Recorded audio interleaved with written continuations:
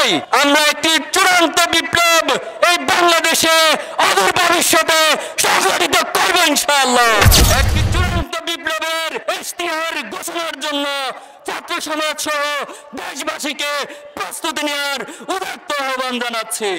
আপনারা নিঃসন্দেহে অবগত আছেন 2008 সালের একটি পাতানো নির্বাচনের মধ্য দিয়ে আওয়ামী লীগ সরকার ক্ষমতায় এসে এদেশে ফ্যাসিবাদ কায়েমের জন্য চূড়ান্ত নীল নকশা করেছিল।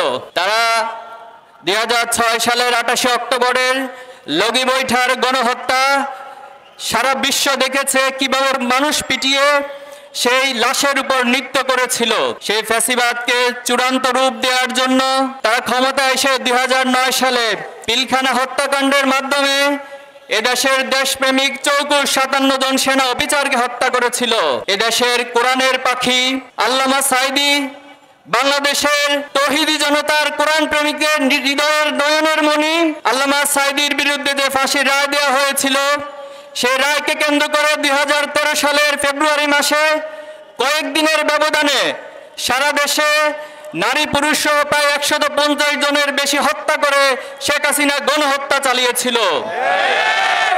সেই গণহত্যার ধারাবাহিকতায় 5ই মে এই শাপলা চত্বরে রাতের আধারে বাংলাদেশের প্রথিতযশা আলেম ওলামা, মাদ্রাসা শিক্ষার্থী, তৌহিদি জনতা, সাধারণ মানুষের উপরে সেই গণহত্যা চালিয়েছিল।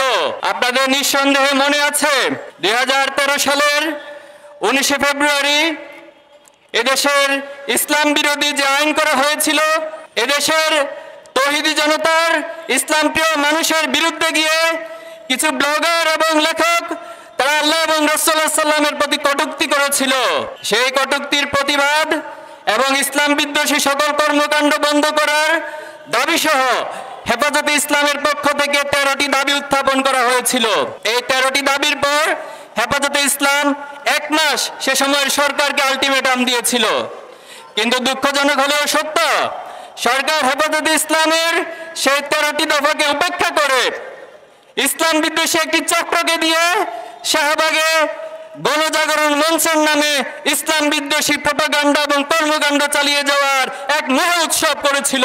হেফাজতে ইসলাম সেই 13 দফা দাবি মেনে নেওয়ার জন্য 5ই মে 2013 সালে ঢাকা অবরোধ কর্মসূচি দিয়েছিল।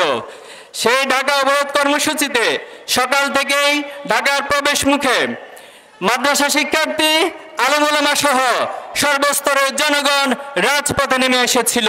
আপনাদের নিঃসন্দেহে মনে আছে সেই দিনে বাইতুল মুকাররমের আশপাশে দৈনিক বাংলা সহ এই আশপাশের প্রতিটি দোকানপাটে তারা লুটতরাজ করে অগ্নিসংযোগ করেছিল। সেই অগ্নিসংযোগ করে হলুদ মিডিয়ার মাধ্যমে তারা সেই দায় হেফাজতে ইসলাম এবং তৌহিদি জনতার উপর চাপানোর চেষ্টা করেছিল। সেদিন সারাদিন ব্যাপী হামলার মধ্য দিয়ে প্রায় 18 জন তৌহিদি জনতা ইসলাম প্রিয় আলেম ওলামাকে তারা শহীদ করে দিয়েছিল। সেদিন সন্ধ্যাবেলায় এই শাপলা চত্বরে আমরা ছিলাম। এই শাপলা চত্বর সাধারণ জনতার দাবি উঠেছিল যে 18 জনকে শহীদ করা হয়েছে, এই শাহাদাতের উপরে এই সরকারের সাথে আর কোনো আপোষ চলতে পারে না। তখন তারা 13 দফা দাবি মেনে না নেওয়া পর্যন্ত এই শাপলা চত্বরে অবস্থান করার সিদ্ধান্ত নিয়েছিল। কিন্তু দুঃখজনক হলেও সত্য, রাতের গভীরে যখন ক্লান্ত পরিশ্রান্ত হয়ে আলেম ওলামারা এখানে বিশ্রাম নিয়েছিলেন, এই পিচ ডালা রাজপথে তারা ঘুমন্ত অবস্থায় ছিলেন। অনেকে হয়তো সে সময় নামাজ এবং আল্লাহর জিকিরে মশগুল ছিলেন। কিন্তু রাত যখন 2:30 বাজে যৌথ বাহিনী এবং আওয়ামী গুন্ডারা একাত্ম হয়ে এই আলেম ওলামাদের উপর যে নারকীয় হত্যাযজ্ঞ চালিয়েছিল, সেদিন আপনাদের নিঃসন্দেহে মনে আছে মুহুর্মুহু সাউন্ড গ্রেনেড, টিয়ার শেল এবং গুলি করে এই রাজপথকে রক্তরঞ্জিত করা হয়েছিল। সেদিন দিক বিদিক ছুটে গিয়ে প্রায় কয়েক হাজার মানুষ সেখানে শহীদ হয়েছিল। যদিও এটা এখনো তদন্তের মাধ্যমে, সুষ্ঠু তদন্তের মাধ্যমে সঠিক সংখ্যা নিরূপণ করা যায়নি। অধিকারের রিপোর্ট অনুযায়ী 61 জনের শাহাদাতের কথা বলা হয়েছে। বিভিন্ন গণমাধ্যম এবং আন্তর্জাতিক সংস্থার মাধ্যমে প্রায় 200 জনের বেশি শহীদ হওয়ার ঘটনা উল্লেখ করা হয়েছে। আমরা বলতে চাই, এই শাহাদাতের পথ মারি দিয়ে আজকে 2025 সালের যে জায়গায় এসে আমরা দাঁড়িয়েছি, আমরা বলতে চাই এই শাপলা চত্বরের গণহত্যার বিচার অবশ্যই করতে হবে। শাপলা চত্বরের এই গণহত্যার বিচারের পাশাপাশি পিলখানা হত্যাকাণ্ড, আল্লামা সাইদ রায়কে কেন্দ্র করে যে গণহত্যা সহ জুলাই আন্দোলনের যতজন শহীদ হয়েছেন প্রত্যেকটি গণহত্যার সুষ্ঠু বিচার অবশ্যই করতে হবে। আমরা দাবি করতে চাই সুষ্ঠু তদন্তের মাধ্যমে শহীদদের সঠিক সংখ্যা, সঠিক তালিকা প্রকাশ করা হোক। আমরা আরো দাবি জানাতে চাই শাপলা চত্বরের এই ঘটনাকে কেন্দ্র করে রাষ্ট্রীয়ভাবে শাপলা গণহত্যা দিবস ঘোষণা করা হোক। সংগ্রামী উপস্থিতি, বাংলাদেশের আলেম ওলামাদেরকে ইসলাম বিদ্বেষী একটি শ্রেণী সবসময় মূলধারার বাহিরে হিসেবে তারা বয়ানে দাঁড় করানোর চেষ্টা করে। এই জাতিসত্তার ইতিহাস যদি আপনারা পড়ে থাকেন, এই ভূখণ্ডের জাতিসত্তার ইতিহাস প্রমাণ করে এই ভূখণ্ডে ইসলাম প্রিয় আলেম ওলামাদের অবদান অনেক বেশি। সংগ্রামী উপস্থিতি, 2024 সালের জুলাই আগস্টের যে আন্দোলন, এই আন্দোলনের পর আমরা একটি ফ্যাসিস্ট মুক্ত বাংলাদেশ গড়ার স্বপ্ন দেখেছি। আজকে যারা সরকারে বসে আছেন, যারা প্রশাসনে আছেন, আপনারা অবশ্যই এই গণহত্যার সুষ্ঠু বিচার আপনাদেরকে করতে হবে। আপনারা মনে রাখবেন, আপনারা সাধারণ কোনো প্রক্রিয়া ক্ষমতায় বসেননি, আপনারা কোনো আইনি প্রক্রিয়া মেনটেন করে ক্ষমতায় বসেননি। তাই গণহত্যার বিচারের জন্য আমাদেরকে কোনো আইনি প্রক্রিয়া, কোনো হাইকোর্ট দেখানোর রাজনীতি করবেন না।